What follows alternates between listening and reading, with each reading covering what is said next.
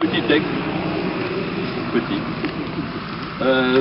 C'est le rapport entre les anciens et les jeunes, parce que ça me paraît important aussi de parler de ça. Oui, il y a un devoir de mémoire, ça c'est clair, mais dans quelle perspective par rapport aux jeunes on le situe? C'est juste de les situer, de rappeler qu'il est à côté d'un collège, c'est ça. Alors, moi je suis originaire de la vallée, c'est-à-dire que j'ai passé une petite partie de mon enfance au pied du U1, le frère du U4, plus connu. Donc je fais partie de cette génération qui a vécu la fin de la sidérurgie triomphante et le début des grandes fermetures. Donc voilà, je fais partie des gens qui ont gardé des images assez incroyables, des odeurs, des sons. Tous les sens étaient sollicités à cette époque-là. De cette époque-là, ensuite, voilà, on est parti à Thionville, dans un quartier d'immigration, la Côte des Roses, où j'ai tout appris. Enfin, énormément de choses, et j'en garde un grand souvenir. Je me considère comme un enfant du U1 et de la Côte des Roses. De la Fench, bon. Quand je suis parti, au bout de quelques années, j'ai compris la richesse de la Lorraine en partant, et puis après en revenant. Donc depuis 91, c'est pour ça qu'on m'a invité, merci. Depuis 91, je fais des images en Lorraine. Je viens une fois par mois depuis 91, ça fait pas mal de trajets. Personne ne me les rembourse. Et je fais des images sur cette région-là, aussi bien des fermetures malheureusement que des témoignages sur des feux du ciel. Et le dernier film que j'ai fait, je me suis beaucoup intéressé à la transmission, c'est-à-dire qu'est-ce que les jeunes de cette région-là avaient hérité, soit de ma génération, soit de la génération encore d'avant, soit encore avant, enfin c'est 3 ou 4 générations. Et j'ai travaillé 4 ans pour faire le film La Trace des Pères, qui donc travaille sur ce sujet-là. Qu'est-ce que les jeunes, bon, on pourrait redéfinir le concept de jeunes, qu'est-ce que les jeunes, en gros, ont retenu, qu'est-ce qu'ils ont appris, comment s'est passée la transmission ou l'absence de transmission, parce qu'il y a des régions comme par exemple à Longwy où il y a une grosse cassure de transmission, un traumatisme de 20 ans, une génération, donc pendant laquelle on n'a pas parlé, qui donne le golf autour du haut fourneau couché à Longwy. Voilà.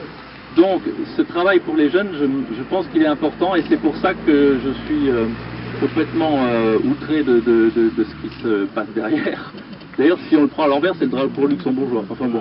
Et parce que simplement, il faut transmettre une histoire. D'abord, pourquoi c'est important de transmettre une histoire? Parce que ça donne des repères et des valeurs et des choses de ce genre-là, des trucs invisibles mais fondamentaux pour une espèce de bien-être, entre guillemets, des jeunes. Le Front National fait partie de ces mouvements qui reprochent aux jeunes de ne pas être intégrés, de ne pas être ceci, de ne pas être cela, de ne pas avoir de morale, d'éducation civique, mais en même temps, ils empêchent les jeunes de comprendre leur région, puisqu'ils simplifient tout par une espèce d'histoire franco-française. Donc les mineurs seraient des franco-français qui n'auraient pas d'histoire personnelle, il n'y aurait pas d'histoire familiale, alors que dans cette région, je ne sais pas, je pense que, je ne connais pas les chiffres, mais je pense que 4 familles sur 5 viennent d'ailleurs à l'origine.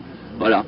On ne va pas rappeler les Italiens, les Polonais, les Ukrainiens, les Russes, les Algériens par la suite. Enfin, les drapeaux sont derrière moi. Donc ce qui me paraît important, c'est justement de pouvoir laisser un environnement socioculturel dans lequel les jeunes, que les jeunes pourraient comprendre.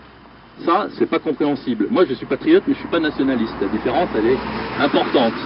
Le patriotisme, c'est aimer sa patrie. Le nationalisme, c'est détester celle des autres. Bon.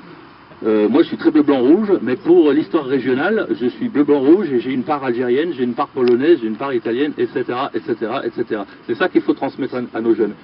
Le travail que j'ai fait sur la trace des pères pendant 4 ans, tiens, je lis pas le texte finalement. Le travail que j'ai fait pendant 4 ans sur la trace des pères m'a appris que les jeunes sont demandeurs. Non, non, ils ne sont pas réfractaires à l'histoire, ça dépend comment on leur apprend.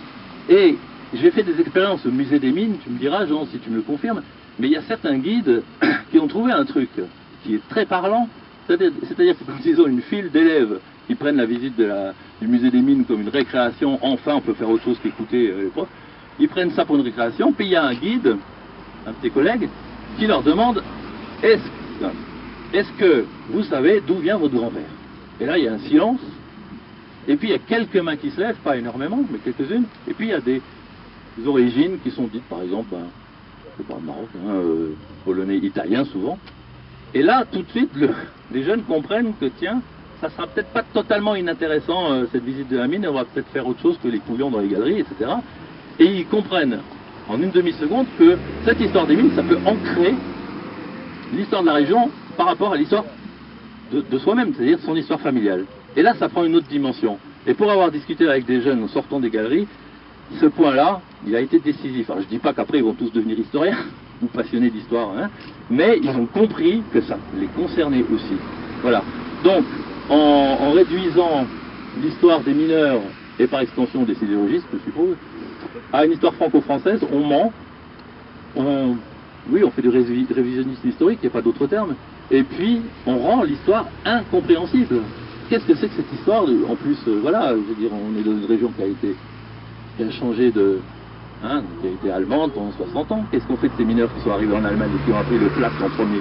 Bon, voilà. Donc, par rapport aux jeunes, je trouve extrêmement important qu'on arrête de s'approprier des histoires et qu'on arrête de revoir notre histoire régionale qui est aussi l'histoire nationale. Merci, je trouvais important d'être là. Juste un dernier mot.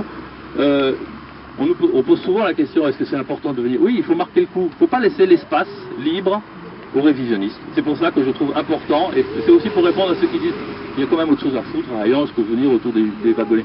Ben, c'est vachement important.